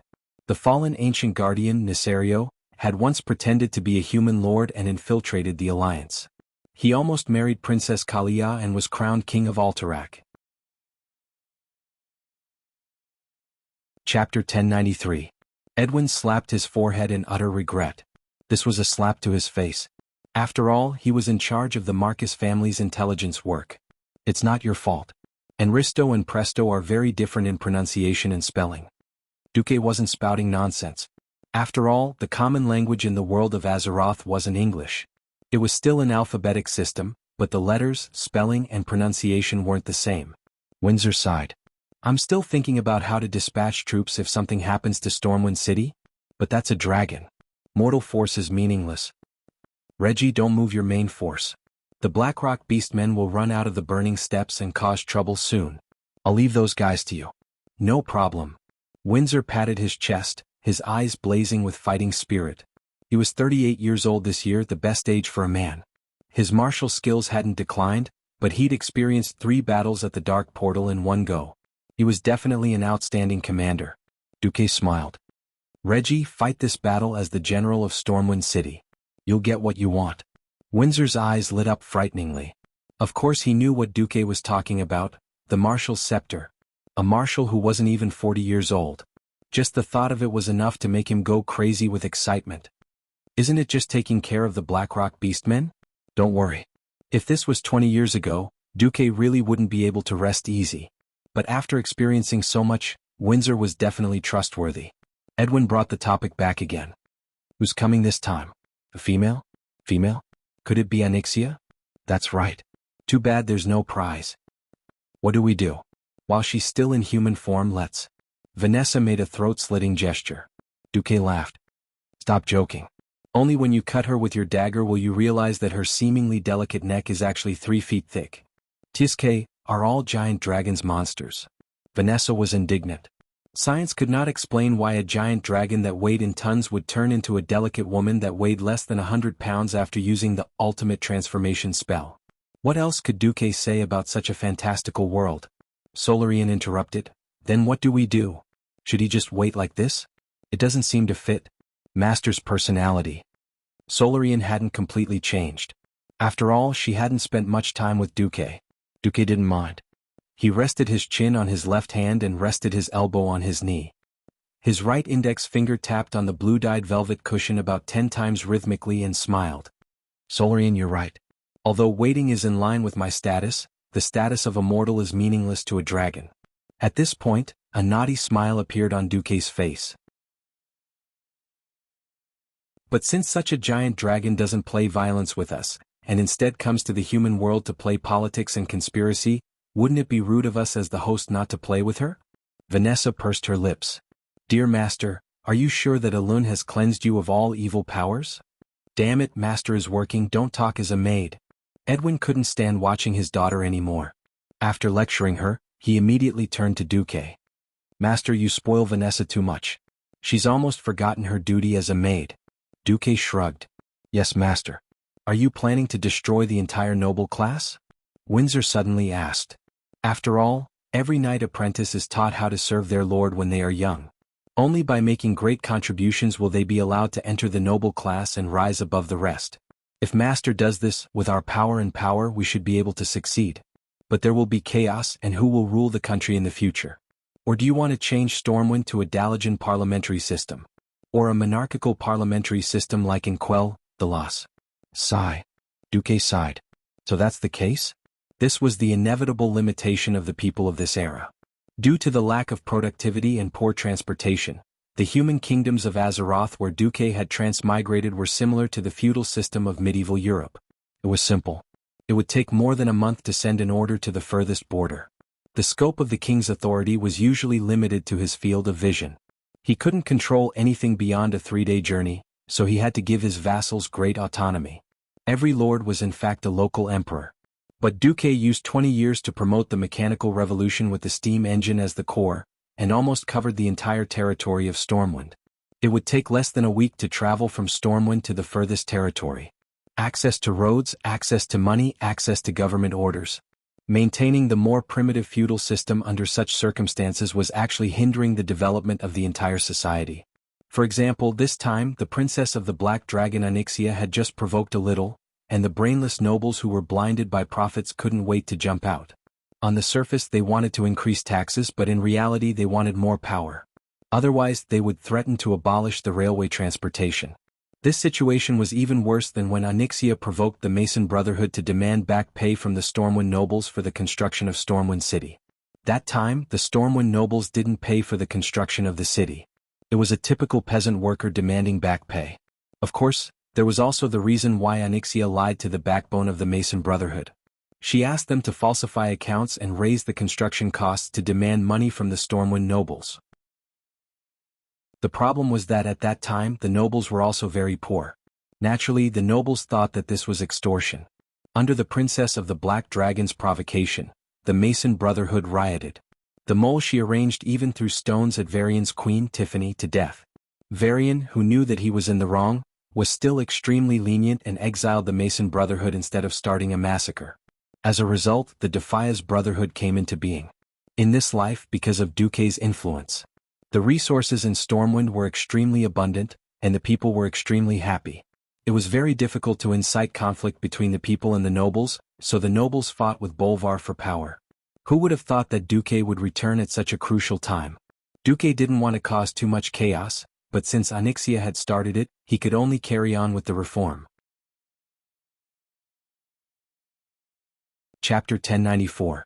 Duque pondered for a moment before replying, I have no intention of disbanding the entire noble class. To be honest, a ruler is a necessary existence. Without a ruler, the people will be in chaos. But what I, and even the entire world, need is a group of rulers who are united and actively preparing for war to face the Burning Legion and other dark forces, not maggots who dare to attack the soldiers on the front line for their own interests. My lord, what else did you see in the River of Time? Windsor asked. Or, not only against the Burning Legion and the Scourge Legion, but also against the ancient elemental lords and the most evil ancient gods. Every 2 to 3 years, there will be a great battle similar to the Third Dark Portal. Duke tricked his subordinates like a charlatan. If Duque had said this 20 years ago, he would have been treated as an idiot. But humans were a race with amazing adaptability. In these 20 years, everyone had gotten used to it. No one did not believe him. Although they believed it, the expressions of the 4 people in the carriage turned serious. Understood. Let us do what we can for our Lord. Let us pave a bright path for this world full of calamities. With Windsor in the lead, the 4 of them bowed to Duque. On the other side, the Storm nobles began to contact each other as soon as the meeting ended. However, they sadly found that they could not find anyone on their side, or even a team that could contend against Duke Marcus' tyranny. At this time, they were pleasantly surprised to find that someone had committed a crime. Countess Katrana and Risto had suddenly announced that there would be a masquerade party tonight. Yes, the kind that wore a mask and did not even need to show their faces. The Countess was so considerate that she specifically instructed the person who delivered the invitation to verbally convey that they did not even recognize the family emblem on the carriage, they only recognized the invitation and not the person. From the most powerful dukes to the insignificant barons, at least 200 to 300 nobles directly agreed to attend the banquet. Bolvar was silent for a long time when he received the news. In the shadows in front of him stood a shadowy man. He was short and capable with deep brown eyes. "Your Excellency, what should we do?" In the end, Bolvar waved his hand. "I have already reached an agreement with Regent Marcus. I will not interfere in this matter. Moreover, doing so would obviously help the Stormwind Kingdom become a more powerful nation. You just need to focus on the Ghost Wolf mission." "Understood." The man silently retreated. Looking at the empty room, Bolvar sighed. "Duque, don't disappoint me." That night the atmosphere was strange. As the sky gradually darkened, almost all the noble houses opened their doors, and many carriages streamed out. Some of these carriages had family emblems, while others were unemblemished carriages used by servants to purchase goods. More than 4 figures of carriages poured onto the streets at once. Even when Stormwind City was being rebuilt, Duque had designed all the main roads in the city planned to allow 6 carriages to travel side by side. The main road that ran through the entire city was even more exaggerated, with 12 lanes. However, when thousands of carriages came out at the same time in a premeditated manner, the traffic inevitably fell into chaos. If MI7 attempted to follow some of the major nobles, they were bound to go crazy, because they simply did not have enough manpower to follow every carriage and figure out who was sitting inside. However, the nobles quickly fell into doubt. Logically speaking, they would at least attract a large number of stalkers by openly confusing the line of sight. For example, there were only a few dozen elite thieves in MI7, and the rest were ordinary peripheral members. There were only about 500 of them. Moreover, with less than 1,000 thieves scattered throughout Stormwind's vast territory, apart from the Marcus family's territory which might have fewer people, there should be at least 30 to 40 people in each district, right? The number of thieves that could really be mobilized in Stormwind City would not exceed 200. But there was not a single stalker. The nobles who wanted to participate in the masquerade party arrived without a hitch. They were not worried about being questioned by the 2 regents. The powerful guys had either prepared a substitute, or a few of them claimed to be playing cards together, with a group of loyal servants helping them to falsely testify. Entering Countess Enristo's magnificent manor in the east of Stormwind City that was comparable to a duke's mansion, the nobles could hear the cheerful music coming from the huge and glorious villa from afar. A band composed entirely of high elves played the most popular music from the time of Kuel Salas. Sometimes cheerful, sometimes passionate, and sometimes decadent, it constantly tugged at the heartstrings of the nobles. If it wasn't for the fact that what happened today was too big, perhaps at this moment, many young noble men and women would have run to the bushes around the villa to roll around. Although it was called a masquerade party, in fact, it could only deceive outsiders. Nobles who were familiar with each other would always recognize the decorative secret codes that the other party deliberately left on their bodies. Seeing the familiar big shots arriving one by one, the young nobles were ecstatic. In their eyes, this was already enough to overthrow the whole kingdom, and even that damn Grand Duke Marcus was exiled. Unfortunately, after the banquet began, the atmosphere was very strange. Because everyone saw that the heroine of the masquerade party, Countess Enristo, who only wore a small golden mask that covered her eyes, actually ignored the other nobles and danced with a young noble under the accompaniment of music. Even the nobles close by could not hear what the 2 were whispering. Fortunately, they did not hear it. If they heard it, they would probably be scared out of their wits. "Dear Grand Duke Marcus, I don't remember sending you an invitation." "Yes, that's right." At this moment, the person dancing with the Countess was Duque, who was wearing a ridiculous high elf mask. Of course, no one in this world would know that the 2 metal accessories on the mask's ears were a small version of the dragon sallier. There was also a line of Chinese written on it, "Dragon sallier, click to send." The evil Duque gently held the slender hand of the humanoid black dragon princess with one hand, enjoying the soft touch. At the same time, his other hand unscrupulously hugged her waist. Yes, from time to time his hand would slip a little. Every time he felt the faint anger from the princess, he would put on an expression of, "My hand slipped, I'm sorry. I like crowds the most and I have the habit of never letting go of my favorite things." Chapter 1095. Hehe. You're really confident. Onyxia had a formal smile on her face. Of course. As an expert and a leader, confidence was a must. That's because you might not win with confidence, but you'll definitely lose without confidence. Duque teased without showing any weakness. Hearing this, the Black Dragon Princess laughed coldly in her heart. If you knew who I was, would you still be so confident? She didn't know that Duque was also laughing coldly in his heart. If you knew that I already knew who you were, would you still be so calm? Would you pretend that you didn't know and continue playing politics with me among the nobles? Or would you flip the table on the spot and turn into a black dragon and start fighting? Just like that, the human and the dragon looked at each other gently and even affectionately in the eyes of others. No one knew that these two fellows couldn't wait to kill each other. Onyxia laughed. Is this the confidence of the legendary Casanova Duke who conquered many queens? The Black Dragon Princess suddenly thought maliciously.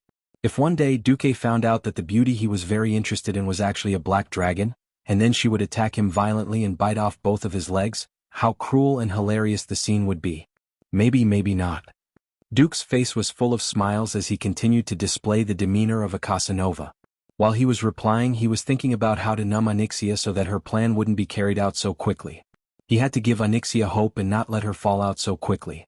Otherwise, William would be in danger, or it might directly lead to the failure of the training, and he wouldn't be able to form the legendary Iron Triangle with Valilla and Eyebrow. However, Duque couldn't let Onyxia stay in Stormwind City for too long. In his spatial storage, there was a remnant of a platinum disc that only had 1/5 of its original size left. It was trembling faintly. With the help of the platinum disc's power, Duque had already seen that the entire villa was filled with dragonians and half-dragons. It had to be said that the Black Dragon clan's ultimate transformation technique was very powerful. Duque wondered maliciously if those idiotic nobles knew that the waiters who were pouring wine for them, as well as the beautiful maidservants with big breasts and fair skin whom the young nobles could not even blink, were all draconids with the appearance of black-skinned lizards. What concerned Duque the most was the system elf's label on Onyxia. It wasn't strange to have a leader's mark with a white skull on a black background. What was strange was that Onyxia's mark was orange. An orange name meant that the other party's strength was much higher than his, so it was not advisable to fight him. System elf, are you kidding me? Don't I already have the platinum disc? Why is it still orange? Duque secretly asked the system in the spiritual world. The possibility of an incorrect judgment is 0.2%. According to speculation, Onyxia, who has transformed into a human, has received an unknown enhancement. Unknown strengthening, huh? Duque muttered to himself. Of course, in the eyes of the Black Dragon Princess, it meant something else. Pitiful humans can't get rid of the shackles of tradition after all? I thought you were really so ruthless that you wanted to subvert the traditions of the entire human society. Onyxia smiled. Grand Duke Marcus, in fact, I am very grateful for your concern.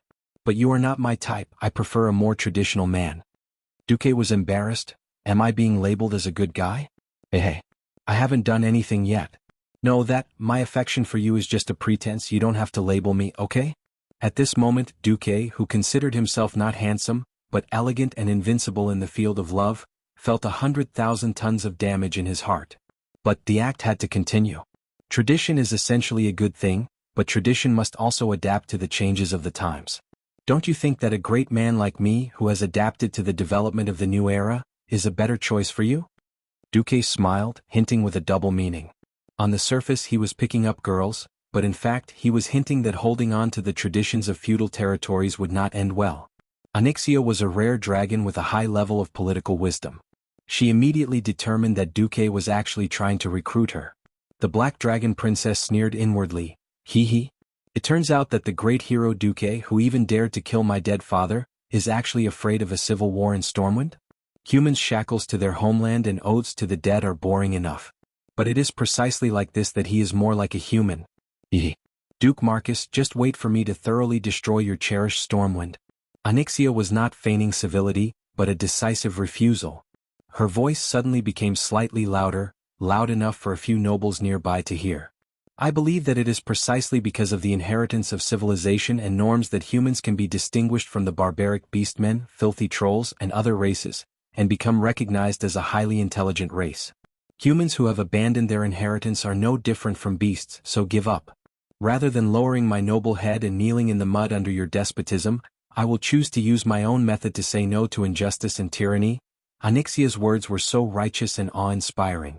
If Duque didn't know that the person in front of him was a female black dragon, even he himself would have almost believed it. He even shed a few tears of gratitude. A dragon's life is like a play, and it all depends on acting skills. Alright, your black dragon family is a best actor and best actress. I will carve the word, admire, on a sweet potato when I return. Duque showed a pitiful expression. It's such a pity that Countess Enristo has such a deep prejudice against me. I hope that time can bridge the gap between us. Some scars cannot be healed by time, Best Actress Onyxia replied coldly. Just in time the song ended. Duque could only reluctantly let go of Onyxia. Of course, as a big antagonist to the nobles, how could he not leave some harsh words before he left? Is that so? Actually, when it comes to persuasion, I personally prefer conquest. Let's call it a day. I think we will have a deeper conversation in the council hall. Yes, we will. Unknowingly, a large group of nobles had stood behind the countess. Now everyone knew that it was Duque who came to demonstrate his power. But some things were like this. After shedding all pretenses of cordiality, they would become fearless. It was precisely because of Duque's appearance that more wavering nobles began to join Countess Enristo's camp. It was all because of Duque. Leaving the villa in a carefree manner, Duque really wanted to laugh. If the flag bearer they followed was really a human, perhaps there would be a Stormwind version of Joan of Arc. Unfortunately, they followed a female black dragon. Chapter 1096. Just like that, under the murderous gazes of countless nobles and a large number of Dragonians who were ostensibly servants, Duque strode away unhurriedly. He even threw off the mask on his face and revealed his true face. He turned around and smiled mysteriously at the nobles who had followed him to the gate. This, of course, was met with a wave of exclamations and sighs. Even if this was a declaration of war, even if Duque had completely stood on the opposite side of the traditional nobles, the boldness of going deep into the enemy's territory alone still made the nobles gasp in admiration. In the eyes of the nobles, Countess Catrana Enristo also stood with her head held high and chest out. She stood at the gate and raised her slender and beautiful hand, and the last piece of golden mask that covered her face suddenly flew into the sky. Two pairs of black eyes that were as deep and mysterious as the universe shot out divine lights and collided passionately in the air. Although Du Peng wanted to describe it as a kitchen knife cutting through a wire, but in the eyes of the nobles, this was a spectacular scene of tigers and wolves staring at each other. They were excited. The traditional nobles finally had a standard-bearer at this moment. A standard-bearer who was not afraid of the evil Duke Marcus's monstrous power and strength. Beautiful Lady Catrana. You are not fighting alone. You are not alone. More and more nobles stood behind Catrana, who was like a saintess descending to the world. Some nobles even pinned their family insignia. Even though they had not taken off their masks, they were standing on the side. The ridiculous herd mentality was fully displayed at this moment. Almost every noble was thinking, that's right. I am a great noble conferred by the late king. As long as I do not commit treason, no one can confiscate my territory. I am the master of my territory. If you, Duque, forcibly take away our power, then be prepared for a civil war. Looking at the large army of nobles, Duque almost laughed until his stomach cramped. After snorting, Duque turned around and no longer looked in the direction of the villa. At the gate, a gorgeous carriage with a blue and white background and the Marcus family's tornado family emblem rushed over at high speed. With an almost elegant movement, the carriage stopped in front of Duque.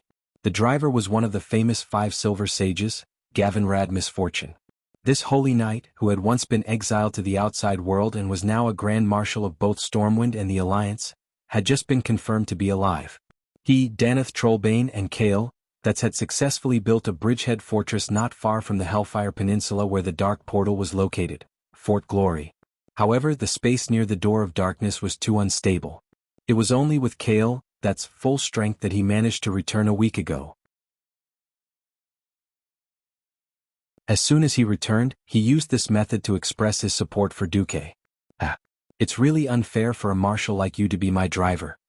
Duque smiled. It would be my honor to be the driver for the Alliance's commander. Gavinrad smiled as well. Duque entered the carriage with large strides.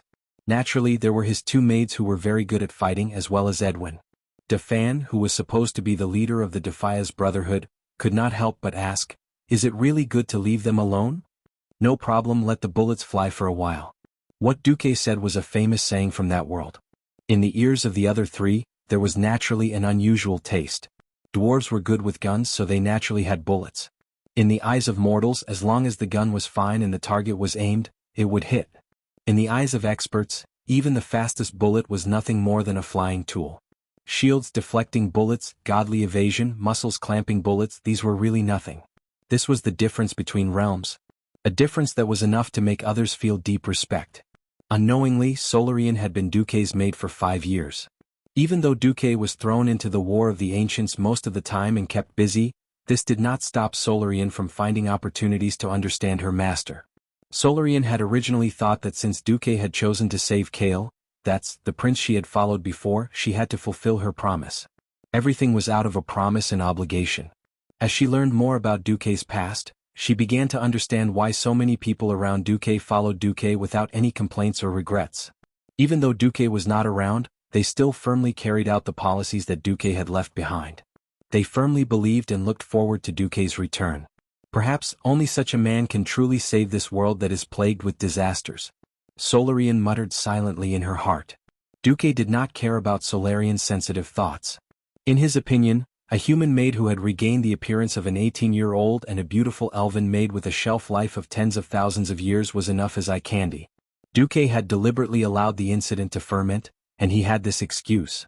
This was because on January 2nd, year 21 of the Dark Portal, which was the day after New Year's Day, the Alliance would hold a meeting. This meeting was of great significance. It was not only the 20th anniversary of the Alliance, but also to welcome the Night Elves to join the Alliance. And according to the agreement made by the various countries at the end of the Third War of the Dark Portal 5 years ago, the Alliance would no longer have a leader. Instead, a standing leader would be elected every 5 years, and a new Alliance commander and deputy commander would be elected. Last time, because of urgent matters, after Duque returned from the void where Karazhan was, he took the position of Alliance commander for a time. Later, because of the Archimonde curse, he resigned. Now that Duque had returned and announced that he was fine, everyone knew that this was just a formality. The position of Alliance commander would definitely belong to Duque. This was just like when the leaders of the Celestial Empire went on a visit before Duque, and then, conveniently, signed a number of trade contracts. In fact, they had already been signed and negotiated, and only announced at once. Since the birth of the Alliance, there had been a total of 3.5 commanders. The first was Anduin Lothar. He was the least controversial. If it were not for Duque's dazzling achievements, he would probably have been given the title of God of War. The second was Alexandros Mograine.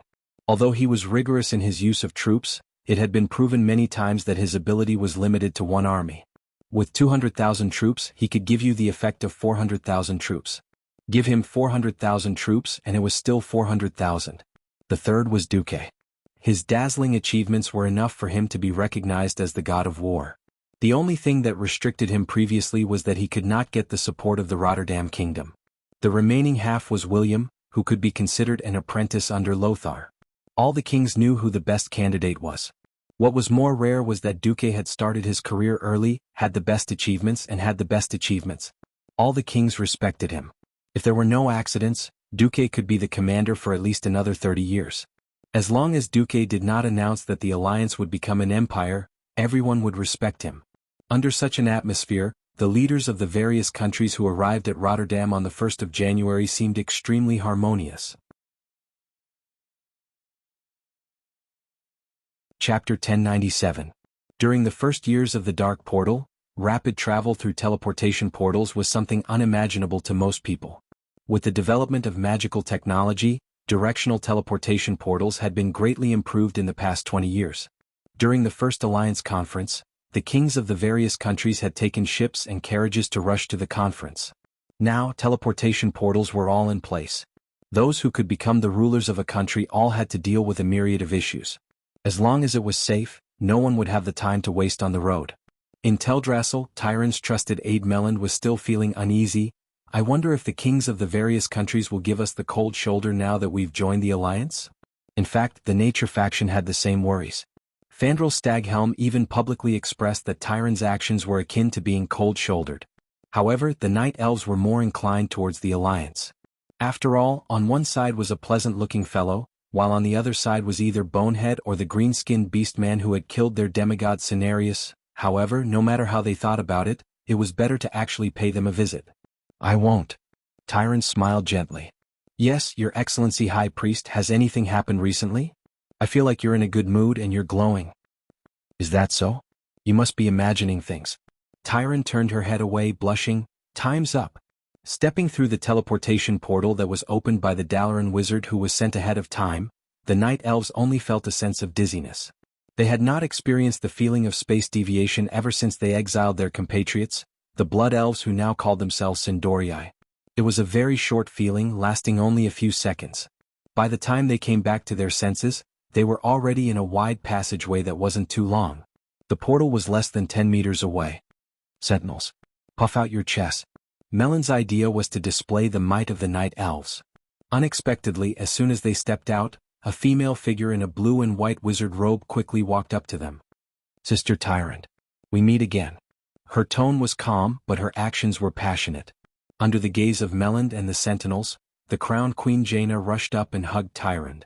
Her actions were extremely intimate, as if they were sisters who had been separated for many years. You're the queen. Pay attention to your image. Although she said it was a reminder, Tyrant's tone was as if she was doting on her own sister. Melon was shocked. She hadn't seen the two of them being so intimate the last time they worked together to kill Arkaren on Mount Hyjal. What the hell happened? Sister, sit in my carriage. Jaina pointed at her royal carriage. Then I'll have to trouble you, sister. Tyrant smiled gently and waved at Melanie, motioning for them to follow her. She then boarded the carriage without hesitation. After all, the mana consumption of the teleportation portal depended on the size and weight of the object being transported. Tyrant did not bring her famous white tiger with her, so she could only rely on the Alliance to provide transportation. With Kurtalis, the queen of the earliest member of the Alliance, leading the way, it was the best way for the Night Elves to integrate into the Alliance. Along the way, Tyrant and Jaina chatted happily in the carriage. Melon and the other sentinels were filled with curiosity. As soon as they arrived at the newly built Lordaeron Palace, they bumped into the Queen of Sindorii, Sylvanas, and the Queen of Alterac, Ilucia. Without any formal greetings, Ilucia came up and gave Tyrant a warm hug. Sister, welcome to the Lordaeron continent. After the meeting, you can come to my South Sea city if you have time. Sylvanas came up and gave her a hug as well. Sister, we meet again. Sylvanas' tone was slightly calmer, but everyone could see that she was friendly towards Tyrant. Elves of two different skin colors, two leaders hugging each other. To the night elves who had been isolated for thousands of years, this was a historic moment. Some of the older night elf sentries felt their noses tingle. The two elves were ultimately of the same origin. It was purely a difference in ideology that caused them to split. Who would have thought that after the ancient war 10,000 years ago, the night elves and blood elves would fight side by side again? Compared to Jaina and Ilucia's enthusiasm, Sylvanas was more reserved. She and Tyrant had another topic in common, shooting. Tyrant was a priestess and archer. She was also very skilled in archery. The two strongest archers of this era chatted as they walked side by side. The two queens in front were even more affectionate. Ilucia and Jaina were holding hands as they walked as if they were shopping. Behind them, Melanie and the sentries were dumbfounded. As if they had arranged to meet, Duque had arrived with the Windrunner sisters. Duque gestured elegantly. Tyrant, welcome to Lordaeron. Actually, you've already met the three Windrunner sisters. But please allow me to formally introduce you. Aurelia and Sasha are the leaders of the newly formed organization, Silver Dawn. Doesn't it sound fake? There's no other way. This is an official meeting. Even though they've already met each other sincerely and reached a consensus, they had no choice but to introduce each other in public. Aurelia held Tyrant's hands and said elegantly, "Welcome, Sister Tyrant. Silver Dawn is a civil organization with the High Elves as its core. Its goal is to fight against the Scourge. However, we are directly under the command of the Alliance. If you have any missions against the Scourge, please call us sisters.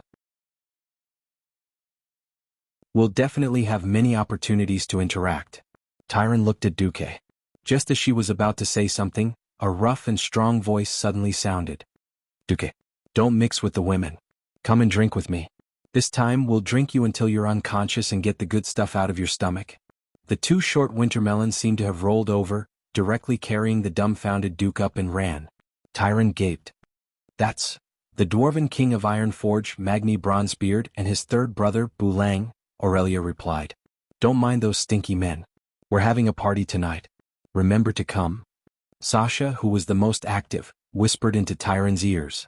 While official negotiations were important when it came to interactions between nations, personal relationships were also important.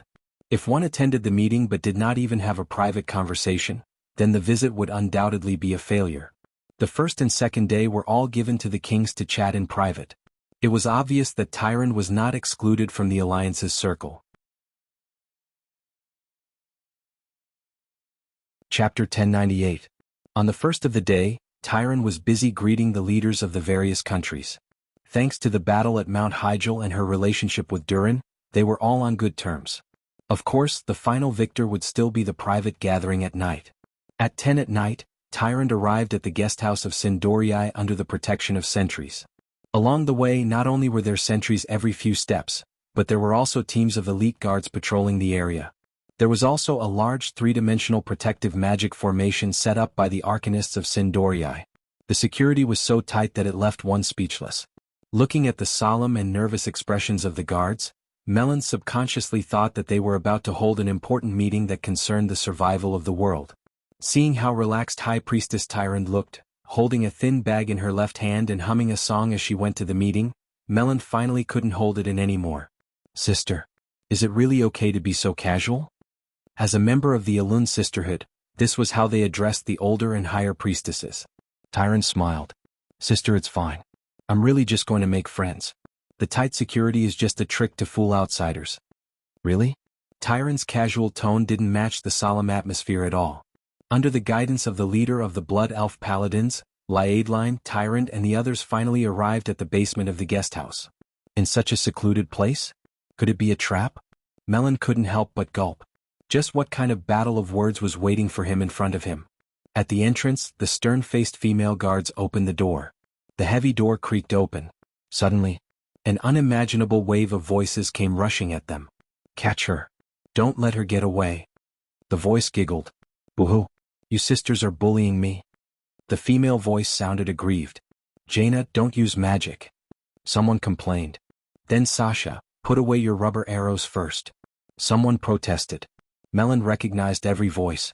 But Melon didn't dare to confirm it. In the next second, a slender figure in disheveled clothes rushed through the tall, opaque entrance and rushed to the door. Melander's jaw dropped. This was the famous master of Theramore, Queen Jaina Proudmoore of Kul Tiras.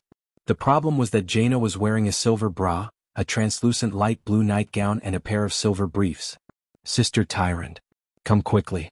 The Windrunner sisters were bullying him. "Let's do 3 against 3. Jaina grabbed Tyron's hand anxiously. In the blink of an eye, a white pillow flew across the air and hit Jaina's head. Jaina immediately let out a whimper that sounded like a small animal. Woo! Then the stitches on the pillow seemed to loosen, and the snow-white velvet inside flew out in all directions. "Sure. I will join the battle."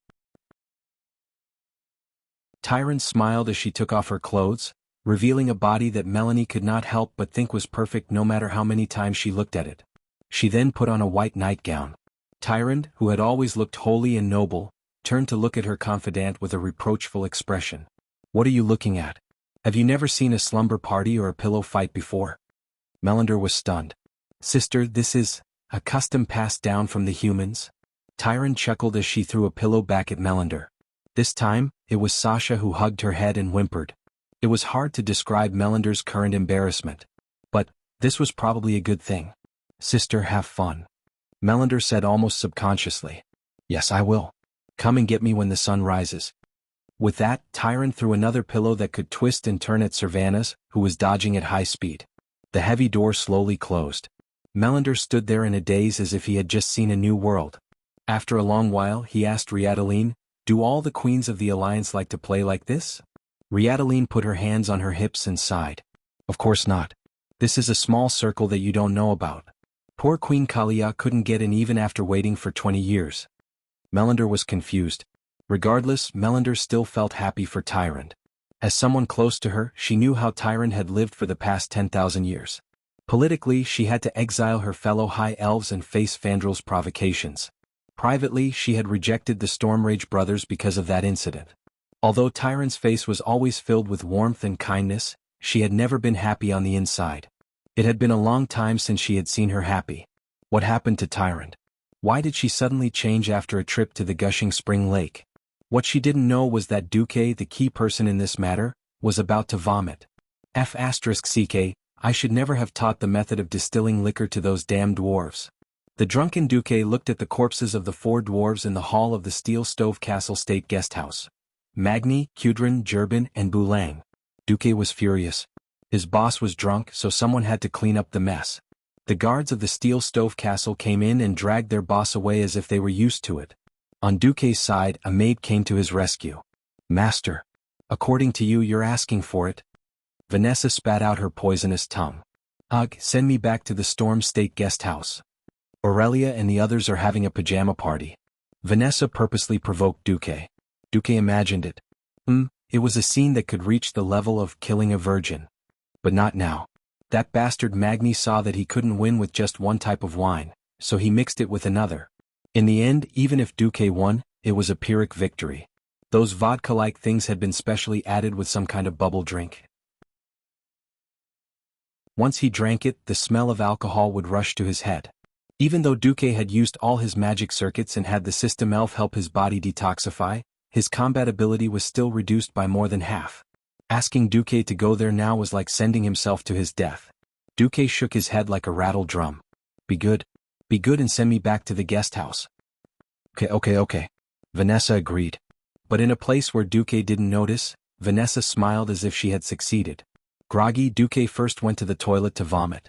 Then, he let Vanessa help him wipe his body and fell on the bed like a dead dog.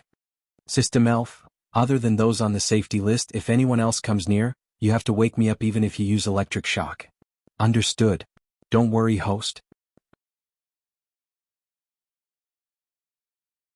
Chapter 1099. Ugh. The feeling of a hangover was terrible. His head was splitting and he clearly wanted to sleep, but he couldn't. He breathed heavily into the room and the stench of alcohol made him want to vomit. Unfortunately, he had already vomited everything he could, and the rest had entered his blood vessels. He could only hope for his liver to break down more alcohol enzymes so that he could sober up faster. In a daze, Duque noticed that someone was touching him. The system genie showed a green light. That meant he was on the same side. Duque didn't care. Anyway, he was a weakling now and he was counting on others to serve him. That person took advantage of the darkness to come up, and her soft little hands groped him. Then Duque realized that she seemed to be using armor break on him. Don't worry about me. Let me sleep. Off. The other party seemed to be startled, but then came a mosquito-like reply. Okay. Wait. Something seemed wrong. Although his body senses were rather slow, Duque could still feel the strange touch when the other party was gently and carefully sharpening Duque's godly sword. Duque forced his heavy eyelids open and saw a blonde head. Without long ears, was it a human? The only blonde human female around him was Jaina, but Jaina definitely didn't have this kind of hair that reached her waist. Duque suddenly woke up. He finally saw who it was and cried out involuntarily, Kalia? Like a stupid thief who had been caught stealing for the first time, Kalia froze, completely at a loss for what to do. However, in the next moment, 2 lines of tears rushed out of Kalia's eyes and slid down her still elegant cheeks. If it's me, can't I do anything? Duque, do you hate me that much? The moonlight shone into the room, making Kalia's bright blonde hair shine. Time passed, but the years still left traces on the face and body of this once beautiful princess. Under the moonlight, there were already some crow's feet at the corners of Kalia's eyes. Kneeling at the end of the bed, her unreserved female body was full of the traces of a mature woman. Sitting up, Duque suddenly sighed. It's been 20 years. That's right. It had been 20 years. From the very beginning when they first met, there were a few short but interesting conversations. Then he helped Kalia fake her death. Then, 5 years ago, when Arthas killed his father, he forced Kalia to return to Lordaeron to ascend to the throne. It had been 20 years since then. Actually, ever since Duque found out from Vanessa that Kalia refused to use his eternal blessing, Duque knew Kalia's decision. Returning to her youth was seen by her as a breakup gift, but Kalia refused to accept it. Therefore, she would rather appear in front of Duque in her youthful appearance. Her tears were still flowing, causing Duque's heart to ache. Yeah. It's been 20 years, but in these 20 years, I've never regretted even for a second. Kalia's voice was still crisp and soft. It was like an awl that pierced straight into Duque's heart. Duque's mouth moved for a long time and he let out a long sigh. You're so silly. I've always done those things purely because I don't want the heavens to destroy your beauty. Leaning over lightly, Kalia sat on Duke's knees, and put her hands on Duke's shoulders. So what? The only one who saved me from that cage called the palace was Duke. The only one who gave me the most regretless youth, and let me enjoy 10 years of freedom that I couldn't even dream of, was Duke. Maybe in your eyes I'm just a passerby. But in my eyes you're all I have. So, even if I don't want to return to Lordaeron, as long as it's your wish, I'll do it. Duke was silent. Kalia's forehead gently touched Duke's forehead, and her tears flowed even more. I'm sorry. I know that you like the Windrunner sisters the most, and I know that you don't like me, but I really like you too much, and I love you too much. In the beginning I was willing to wait silently. But you accidentally went away for 10 years, and immediately after you came back, there was a fierce battle, and then you disappeared for more than 4 years. What else could Duke say? He was also very helpless. It was always the void or the river of time. If sorry works, I'm willing to say it 100,000 times, 1,000,000 times. But I really don't want to lie to myself anymore and wait like a fool. I've waited for 20 years and I really can't accept that I won't have any emotional interaction with you in the future, and that I'll end my life like this. So, even if what I'm going to do next is wrong, please forgive me, okay? After saying that, Kalia wanted to act recklessly. Who knew that Duke would suddenly push her away? Kalia was extremely shocked. Weren't you drugged? Needless to ask, it must be someone close to him who was a spy. He shouldn't have let Vanessa stay by Kalia's side in the first place. Damn it, a good maid has become bad. Duke's face twitched. Damn it, Vanessa, you bastard maid, I'll deal with you later. In the maid's room outside the door, even though the soundproofing was good, Vanessa, who was not asleep, suddenly felt a chill. Turning back, Duke fiercely looked at Kalia. Idiot woman. You even gave up your last chance to escape from my clutches. Don't blame the world for your stupidity. You're finished, just wait to become my collection for eternity. After Duke's malicious words, Kalia's tears turned into laughter. Good. I've waited for this day for 20 years. Take this, watch my throat slash. Duke's godly sword stabbed forward, and the cruel sword edge instantly pierced through. Kalia was like a swan that had been shot by a sharp arrow. Her long and perfect neck was stretched to the limit because of the pain, and the tears that had already been gushing out were like a broken dam. But this time they were tears of joy. At the same time, because of the pain, her throat seemed to be sealed and she could not say a single word. That's right, Duke was indeed very rough, but for a woman who was crazy for love and was willing to throw herself at him like a moth to a flame, for a woman who had waited for 20 years and was not willing to wait for even a second more was torture. This was just right. Duke. Kalia seemed to want to pour out the feelings that had accumulated in her heart for 20 years. She did not do anything but cried out Duke's name the whole time. Unknowingly it was dawn. Duke, that eternal blessing, I'd better use it. Otherwise, I won't have confidence in front of those beautiful sisters who won't age. Yes. That you're tuning in to the Han Lee's Wuxia Chronicles YouTube channel. We're so grateful for your support, and don't forget to subscribe to join us on this incredible journey through captivating stories. Your generosity through donations truly makes a world of difference, as it's the primary source of revenue that allows me to expand and enhance this channel for you. Thank you from the bottom of my heart for being a part of this adventure.